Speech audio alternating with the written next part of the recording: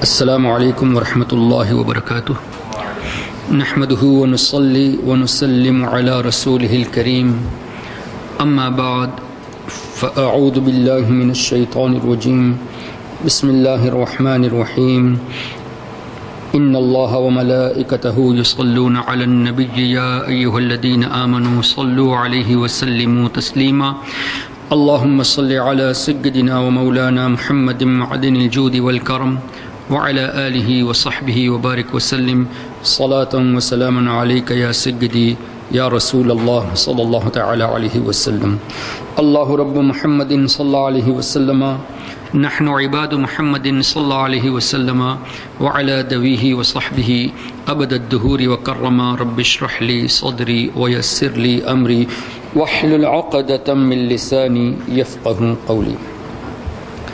Respected ulama kiram, my dear elders and brothers, today we are to discuss about Jannah, about the paradise which Allah Tabaraka wa Ta'ala has kept for the believers. Those who had belief and those who died with belief, Allah Tabaraka wa Ta'ala will bless them with Jannah. And when Allah Tabaraka wa Ta'ala comes to justice, if there are sinners, Allah will give punishment to them, and after the punishment is finished, Allah will make them enter the Jannah.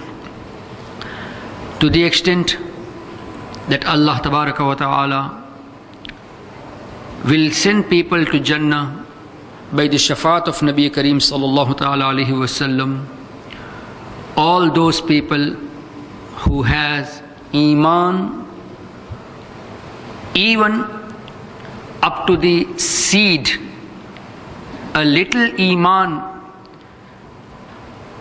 to the extent of mustard seed, if a person has Iman, he will be granted Jannah after his punishment is over by the shafaat of Nabi Kareem sallallahu ta'ala alayhi wasallam.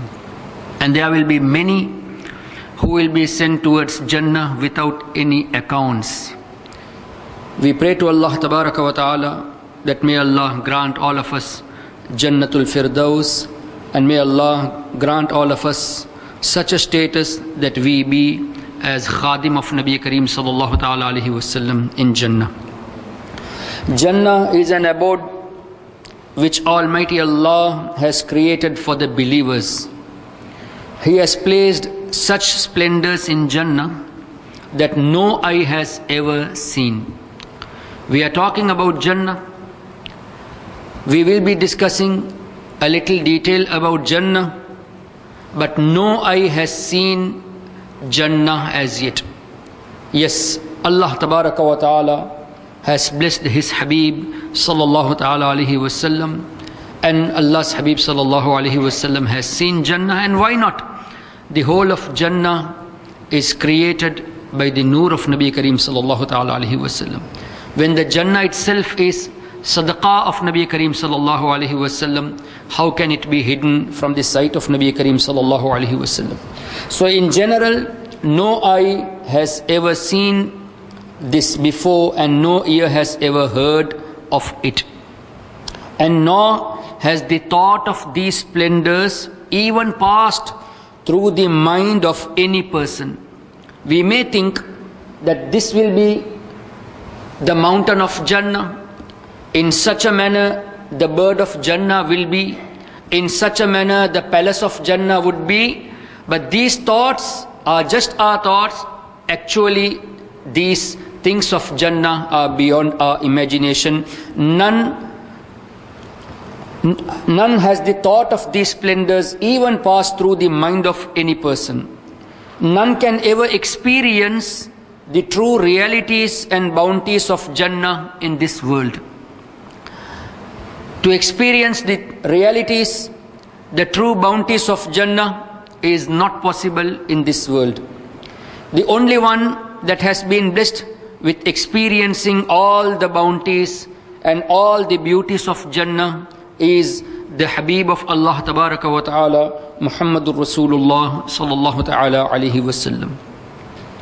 Whatever has been explained about Jannah is only to give one an idea of the beauties and splendors of Jannah. The most beautiful thing on this earth cannot be compared in any way to anything in Jannah. The most beautiful thing of this world cannot be compared in any way on anything of Jannah.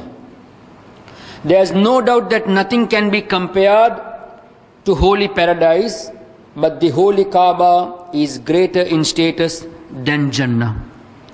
Nothing can be compared to holy paradise, but the holy Kaaba is greater in status than Jannah. And as for the blessed grave, Rawda Sharif of Nabi Kareem Sallallahu Alaihi Wasallam, then this is even greater than the holy Kaaba and more majestic than the Arsh of Allah Tabaraka wa Ta'ala, which is the most majestic station in the skies.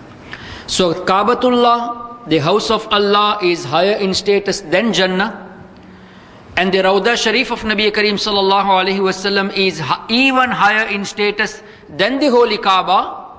Thus, it is much more higher than Jannah. Allahu Akbar.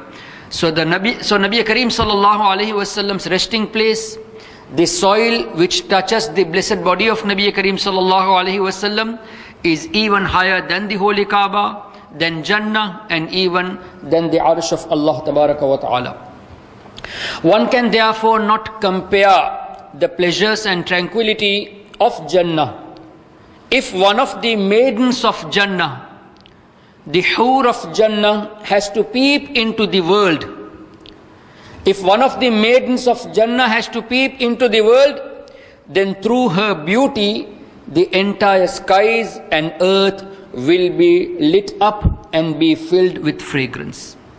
Just one of the Hur, if she peeps into this world, then the whole of the world, not only the world, the entire skies and earth will be lit up and be filled with fragrance. Her beauty will surpass the brightness of the sun and the moon. Allah has blessed the Hur of Jannah with such a beauty that it surpasses the brightness of the sun and the moon. Her headgear is greater than the world and all its possessions. The scarf what she wears is greater than the world and all its possessions. If a Hur has to show her palm between the skies and the earth, then the creation will be plunged into turmoil due to her beauty. Allah has blessed such a beauty to the Hur of Jannah. And we are talking about one Hur of Jannah. If she reveals her headgear, then its beauty will be more than that of the sun.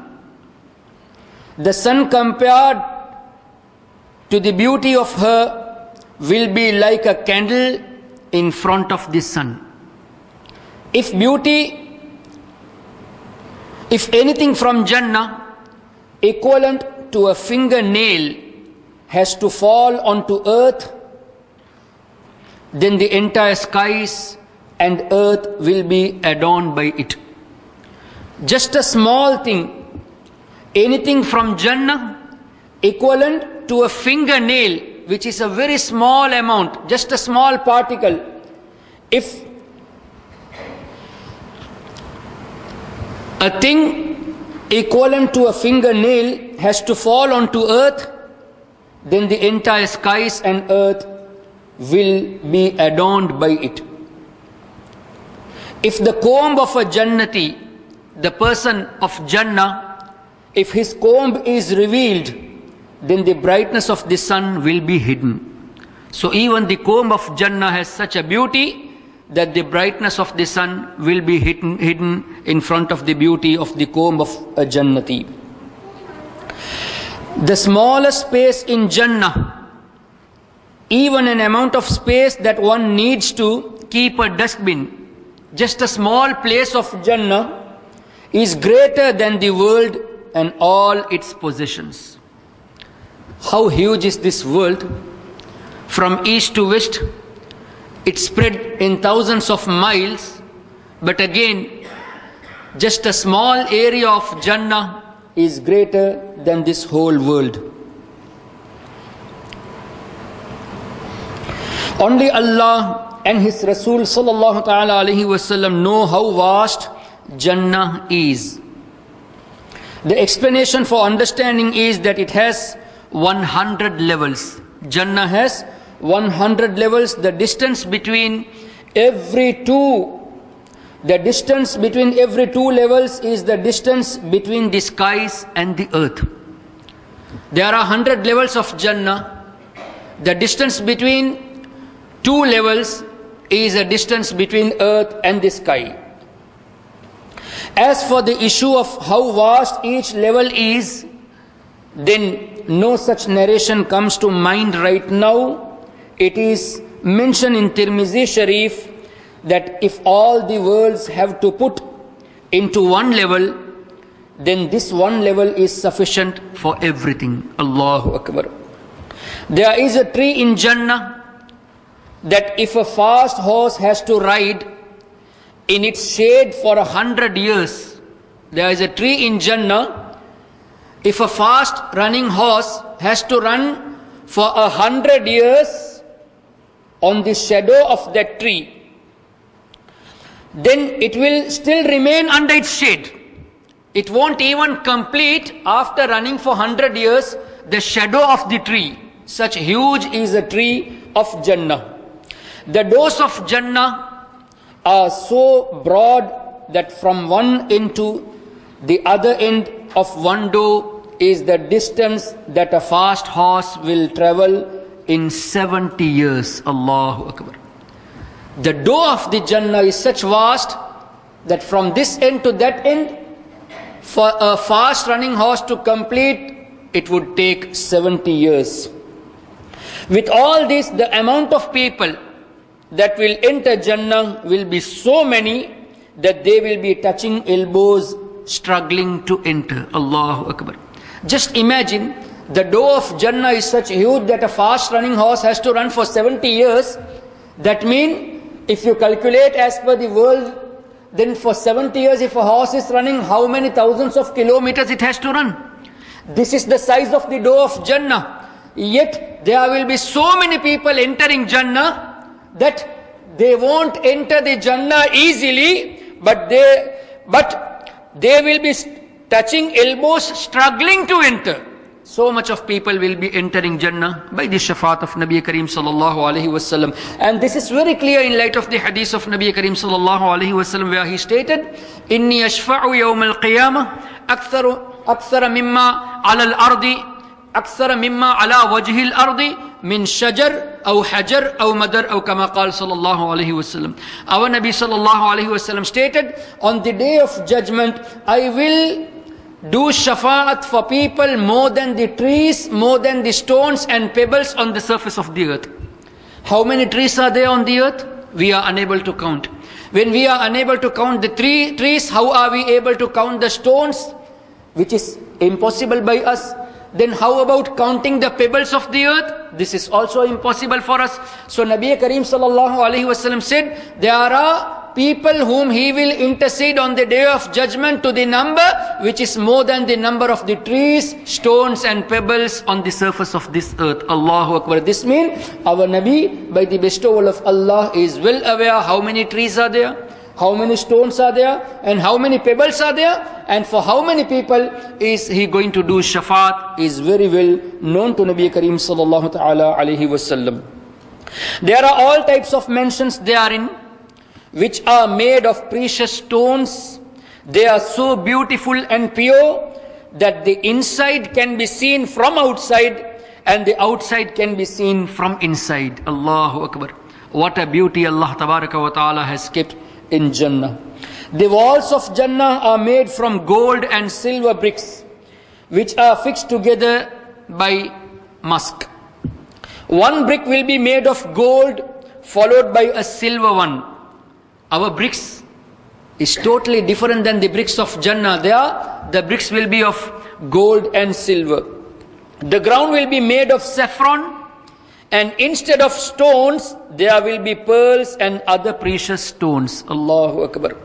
It is in one narration that the bricks of Jannah are of white pearl, reddish diamonds, green emeralds.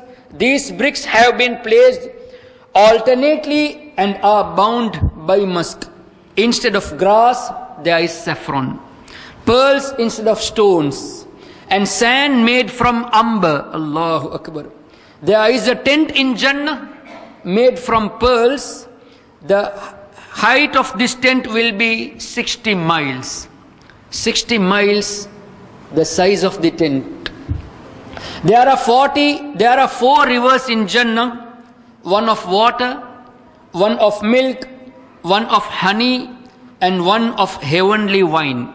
This is not the wine what people used to consume here. This is totally different, which is called heavenly wine.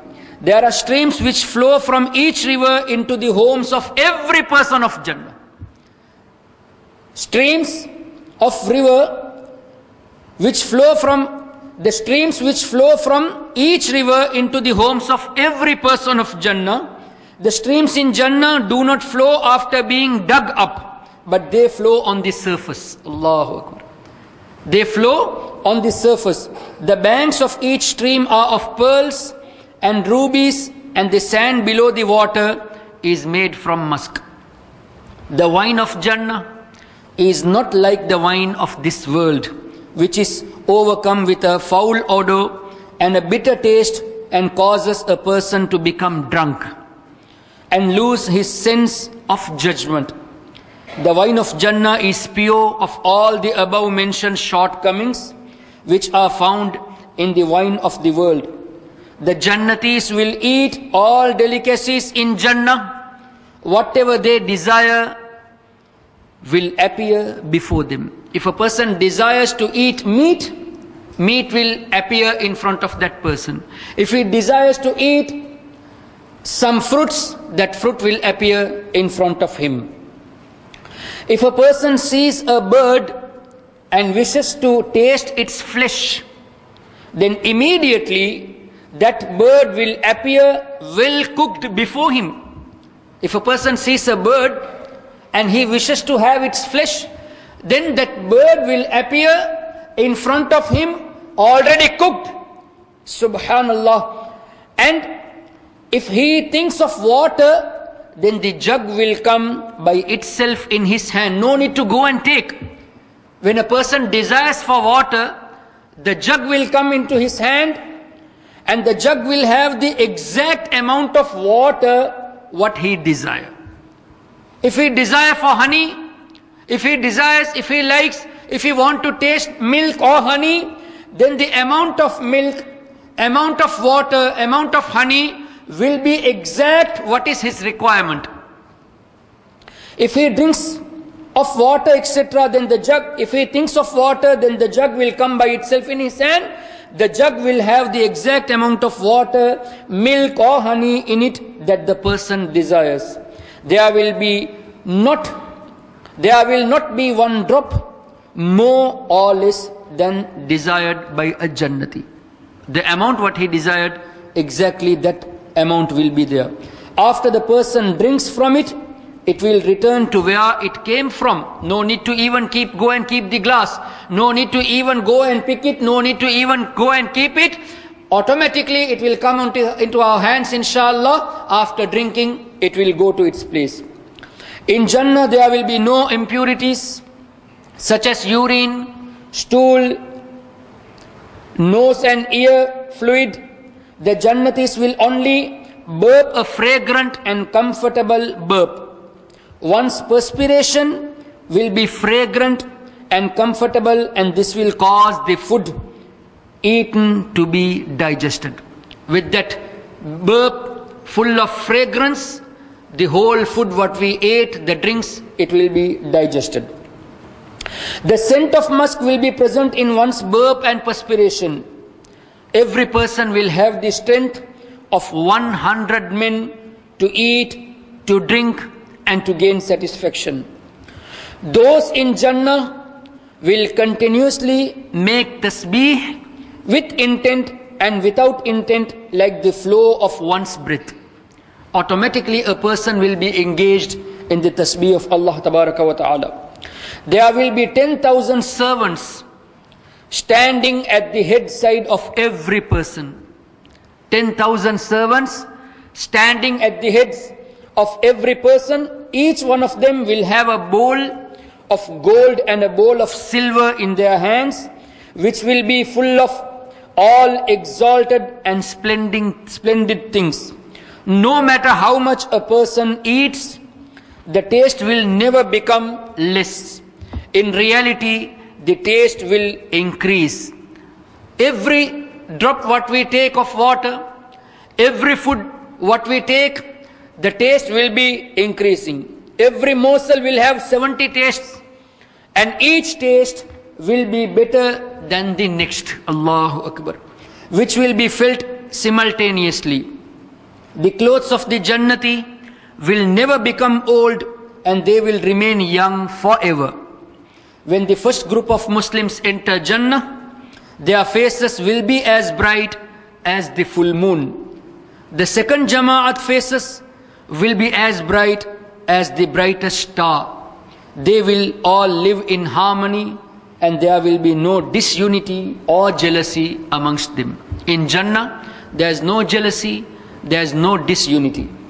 From amongst the maidens of Jannah given to the men, there will be at least 2 such maidens, that even though they will be wearing 70 sets of clothes, they will be wearing 70 sets of clothes, their ankles will be seen through these clothes like red wine is seen through a clear glass. And this is because Almighty Allah Tabaraka wa Ta'ala has compared them to rubies. If one makes a hole in a ruby and threads a string through it, then the string will be clearly seen through the precious gemstone. A man will see his face in her face more clear than seeing in a mirror. The smallest pearl that she wears will be so beautiful that it will give brightness from the east right up to the west. One narration says that if a man places his hand on her back, then he will be able to see it through her clothes and flesh. If the clothes of Jannah have to be worn in the world, then all those who see it will fall unconscious. And the sides of the people will not be able to bear its powerful rays. This is how Allah Tabaraka wa Ta'ala created the beauty of the maidens of Jannah. When a man goes to a maiden of Jannah, he will find her pure and chaste as the first time, but there will be no discomfort for the male or female. If a hoor has to drop her saliva into the sea, then because of the sweetness of her saliva, the entire sea will become sweet. Allahu Akbar. My dear brothers, just ponder on this. Hoor are made as a servant of a person who will be in Jannah. So when the saliva of a hoor is such that if he puts her saliva on the ocean, the whole of ocean will become sweet, then what about the saliva of Allah's Habib sallallahu ta'ala alayhi wasallam, because of whom even the Jannah is created and because of whom even the maidens of Jannah is created? This is the reason whenever Nabi Kareem sallallahu alayhi wasallam put his blessed saliva on a well, it became sweet, and until now those well are still sweet. Allahu Akbar. Nabi Kareem sallallahu ta'ala alayhi wasallam, because of whom Allah created all these things, when their beauty is such then what about the real beauty of Nabi Kareem sallallahu ta'ala alayhi wasallam? Sayyidina Yusuf ala nabiyyina wa alayhi salatu wasalam was given half of the beauty, and the full beauty was given to Nabi Kareem sallallahu ta'ala alayhi wasallam. Thus none can compare the beauty of Nabi Kareem sallallahu ta'ala alayhi wasallam. It is in one narration that if the maidens of Jannah have to drop their saliva into the 7 seas, then the 7 seas would become sweeter than honey. When a person enters Jannah, then 2 maidens will sing to him at his headside in a very beautiful voice. Those won't be songs. They will sing. What will they sing? Their singing will not be the shaitani songs of this world, but it will be the praise of Almighty Allah Tabaraka wa Ta'ala. They have such sweet voices that the creation has never heard such a sweet voice. They will also sing a song in which they will say, we are to live forever and will never die. We are those in comfort and will never be trapped in discomfort. We are happy and will never be sad. Congratulations to those who have become ours and we have become theirs. The Hur will sing this to a person of Jannah. With the exception of hair on the head, eyelashes and eyebrows, the Jannatis will not have any other hair. An ordinary Jannati will receive 80,000 servants and 72 wives. He will be given such a crown that the smallest pearl in it will illuminate the entire east and west. If a person wishes to have a child, then they will become pregnant and have a child within a moment. They will not be older than 30 years of age. They will not feel the need to sleep, since sleep is a kind of death. When the Jannati enters Jannah, then each will receive a status according to his or her deeds. After a person enters Jannah, and all the people who are to be entered towards Jannah, and all the people who are to be live in Jahannam forever, those people who are to live in Jannah forever, those who are to live in Jahannam forever, after all have reached their destinations, Allah Tabaraka wa Ta'ala will make the moth, the death to come in form of an animal. That animal will be slaughtered. Thus the mouth is slaughtered and there is no more death again. So all the Jannatis will remain in Jannah forever, Khalidina fiha, and all the people of hell will remain in hell forever. After a week, the Jannatis will be given the permission to see Allah Tabaraka wa Ta'ala. May Allah grant all of us Jannah and bless us with the vision to see Allah Tabaraka wa Ta'ala. The Arsh of Allah will appear in one of the gardens of paradise, and the Jannatis will see Almighty Allah. Members of light, pearls, rubies, emeralds, gold, silver, musk and camphor will be laid for the Jannatis to sit on. None of them will feel inferior to another. A person, he will not feel inferior to another. They will see Almighty Allah so clearly as every person sees the sun or the full moon from wherever he is. This is an example without comparison. Almighty Allah will address some of the Jannatis, reminding of their sins and wrongs. Allah will say, O certain person, the son of certain, do you remember that which you did on such and such a day? Allah will remind people, O person, son of so and so, do you remember you committed such a sin on so and so day? The person being addressed will humbly say, Ya Allah, have you not pardoned me? Have you not forgiven me, Ya Allah? Allah will say, yes, I have pardoned you. It is through my mercy that you have received this position. Everyone will still be in this highly special condition when the sky will become overcast with clouds and a fragrance will rain upon them. And it will be a fragrance that they have never smelt before. Allah Tabaraka wa Ta'ala will say, go towards the place of respect which I have prepared for you and take as you desire. Haythu nasha. Take whatever you want. Move in Jannah wherever you want. Whatever you desire, you feel for it, you ask for it, and you will get it. They will go towards a special marketplace which will be guarded by the malaika. They will see those items which they had never seen or heard of, and nor did it cross their thoughts. In the market of Jannah, people, we will see such things which we have never seen, which did not come to even our thoughts. They will be given whatever they desire. There will be no buying and selling. The Jannatis will meet with one another in this marketplace. The one with a less status will see the clothes of the other who is higher in status, and he will admire. The one who is with a less status, he, by seeing the clothes of the person who has higher status, he will admire it. All of a sudden, he will feel that his own clothes are the best. This is because there is no sadness in Jannah. By looking at a person that his clothes are better than me, he will feel some sadness. But immediately, he will think that his clothes are the best, because there is no sadness in Jannah. From there, they will each go to their respective homes. Their wives will welcome them and say that their beauty has increased and is now more than when they had left their homes.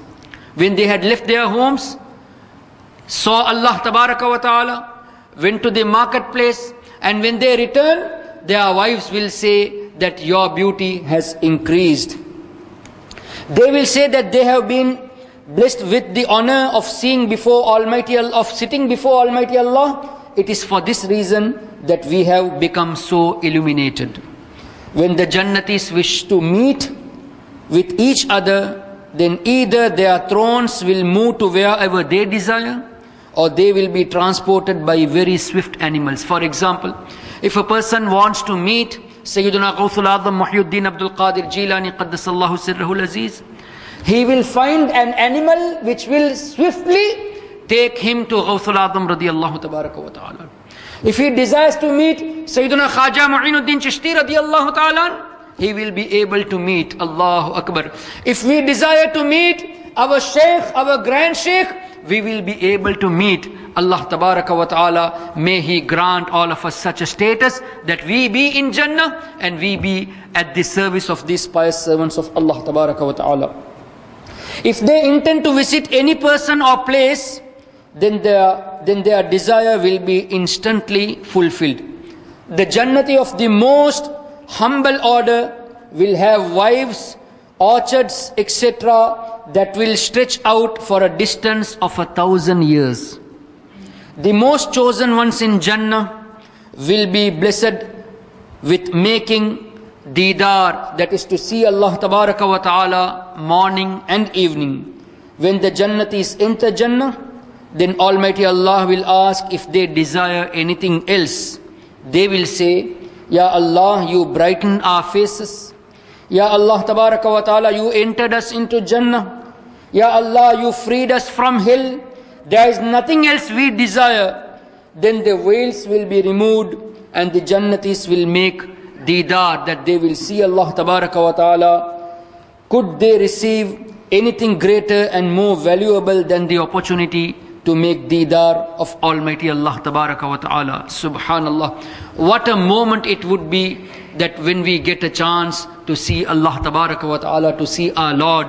In this dunya, none has seen Allah Tabaraka wa Ta'ala except Nabi Kareem Sallallahu Ta'ala Alaihi Wasallam. And in Jannah, all the believers will see Allah Tabaraka wa Ta'ala from Jannah. May Allah Tabaraka wa Ta'ala bless us with such Iman. May Allah grant us such love of His Habib Sallallahu Ta'ala Alaihi Wasallam that we have a death in state of Iman, in the state of love towards Nabi Kareem Sallallahu Alaihi Wasallam. Ya Allah Almighty, bless us with the great opportunity of making your Didar through the blessings of your beloved, generous and most merciful Prophet Sallallahu Ta'ala Alaihi Wasallam. My dear brothers, who told us about these things of Jannah? How we got to know that there will be so and so beauty in Jannah?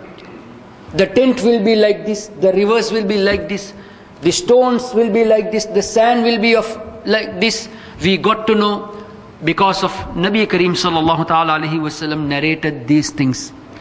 These things are such which we have never heard, we have never seen, nor our thoughts has gone up to that status. These things will be experienced only after entering Jannah. But our Nabi sallallahu alaihi wasallam had already experienced everything of this world and everything of the other world. The Jannah is in front of Nabi Kareem sallallahu ta'ala alaihi wasallam. So this is also the knowledge of the unseen, that our Nabi has informed us what will be happening to a Jannati in Jannah, how a person will enter Jannah, what are the glad tidings be given for a Jannati, how he will make Deedar of Allah Tabaraka wa Ta'ala. Everything is known to Nabi Kareem sallallahu alaihi wasallam. The knowledge of the unseen, Jannah is unseen, Jahannam is unseen. So our Nabi sallallahu alaihi wasallam has mentioned about Jannah, he has mentioned about Jahannam, which are unseen. Thus the knowledge of unseen is given to Nabi Kareem sallallahu alaihi wasallam.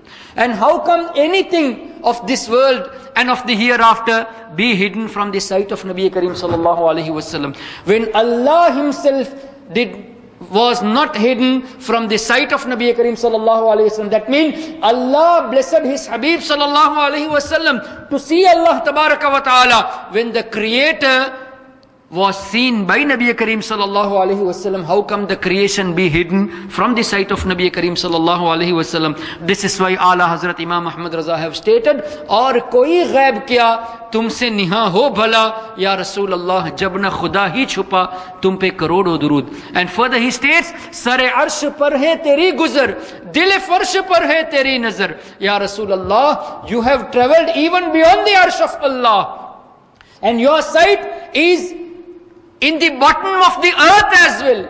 You see everything up to the arsh and beyond the arsh, and you see even the bottom of the earth. Malakuto mulk mein koi shay nahi wo jo tujh pe aaya nahi." When Allah has given you such a sight that everything is under your observation, everything is in front of you, then there is not a single thing which is hidden from your sight, ya Rasulullah sallallahu ta'ala alaihi wasallam. So this knowledge of the unseen is given to Nabi Kareem sallallahu ta'ala alaihi wasallam. He has seen Jannah, and to the extent that once Nabi Kareem sallallahu alaihi wasallam was holding two books on his hand, one on the right hand, one on the left hand. He asked, "O Sahaba, do you know what are these books?" Then Nabi Kareem sallallahu alaihi wasallam, he responded saying that the book which is on my right hand, it contains the name of all the people who will be entered to Jannah. Names of all the people, names of their fathers, names of their families, the tribes, everything is mentioned who will be entering Jannah, and the total number of Jannatis are also recorded. How many people will enter Jannah? This is recorded in the book with their names, with their tribes, with their fathers' names. Allahu Akbar, kama qala sallallahu alaihi wasallam. And the total is also mentioned, and there will be no decrement on that total. And the book which is on my left hand, in that the names of the people of the hell, their father's name, their clan's name, everything is recorded, and the total number of the people entering hellfire is also recorded.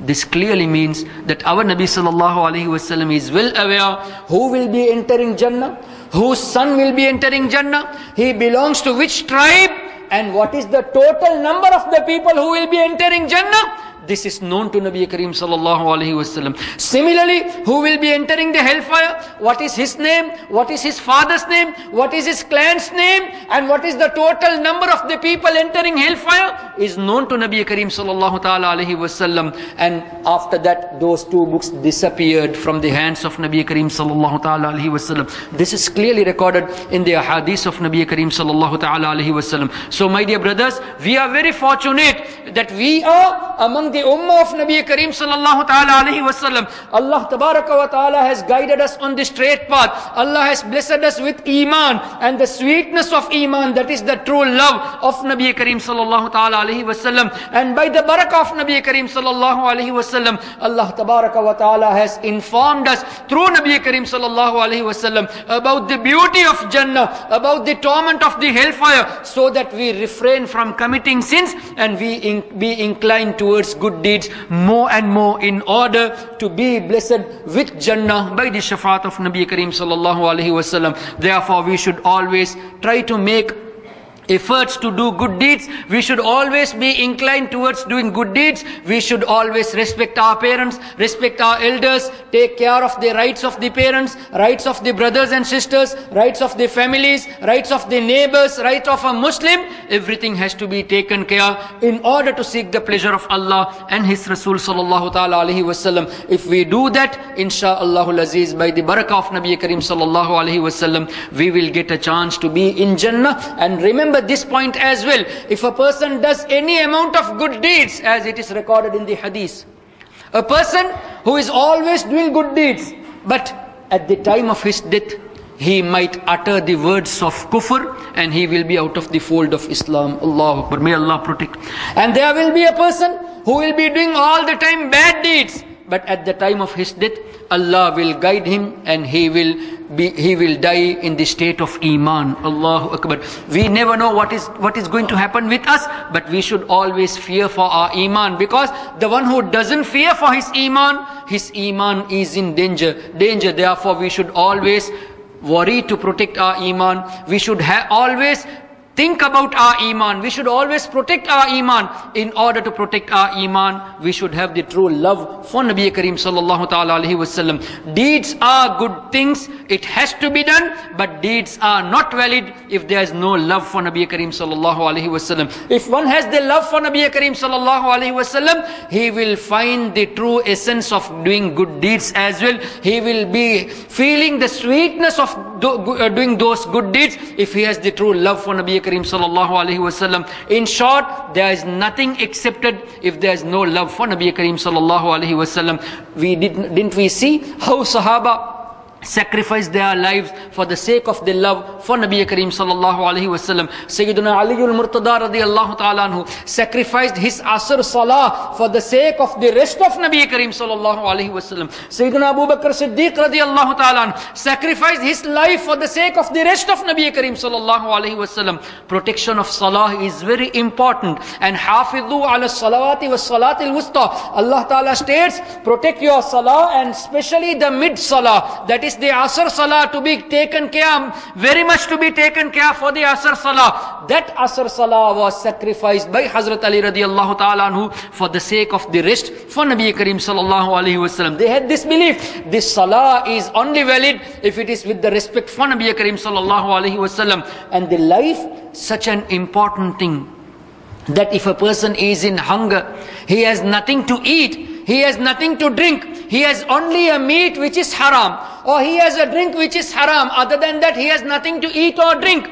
So it is wajib upon him to consume that amount of liquid or that amount of meat, even though it is haram, that amount which can protect his life. It is compulsory upon him to consume that amount which protects his life. So life, which is such important, so importance is given to the life to protect the life, but even that life was sacrificed for the sake of the rest of Nabi Kareem sallallahu alayhi wasallam by Sayyidina Abu Bakr Siddiq radiyallahu ta'ala anhu. In short, we are to do all the good deeds, but we are to remember everything depends on the Iman. If there is Iman, we will get everything. If there is no Iman, whatever we do, nothing will be beneficial for us, because Allah tabaraka wa ta'ala has stated in the Holy Quran, Inna arsalnaka shahidan wa mubashiran wa nadhira litu'minu billah wa rasulih wa tu'azziruhu wa tuwaqqiruhu wa tusabbihuhu bukratan wa asila. Indeed, O my Habib sallallahu alayhi wasallam, we have sent you as witness, as a giver of the glad tidings, as a warner, so that people believe in Allah and His Rasul and respect and honor my Habib sallallahu alayhi wasallam, and then do ibadah of Allah tabaraka wa ta'ala. Therefore, we should always worry about our Iman and we should do those deeds which increases our love towards Nabi Kareem sallallahu alaihi wasallam, because Allah has stated, "Qul in kuntum," O my Habib sallallahu alaihi wasallam, you tell them, "Tuhibbun Allah," if you love Allah, fattabi'uni, then you obey Nabi Kareem sallallahu alaihi wasallam. O my Habib, you tell, if you love Allah, you obey me, and if you obey me, yuhibbukumullah, Allah will love you, wa yaghfir lakum dhunubakum, and Allah will forgive your sins. Subhanallah. So in order to get our sins forgiven, we should obey Nabi Kareem sallallahu alaihi wasallam with the true love for Nabi Kareem sallallahu alaihi wasallam. May Allah tabaraka wa ta'ala grant all of us the tawfiq to remain firm on the aqidah of Ahlus Sunnati wal Jama'ah. May Allah tabaraka wa ta'ala raise all of us on the day of judgment under the shadow of Salihin, and may Allah tabaraka wa ta'ala make all of us the khadim of Nabi Kareem sallallahu alaihi wasallam even in Jannah. Wa akhiru da'wana anil hamdulillahi rabbil alamin. Wassalamu alaikum wa rahmatullah.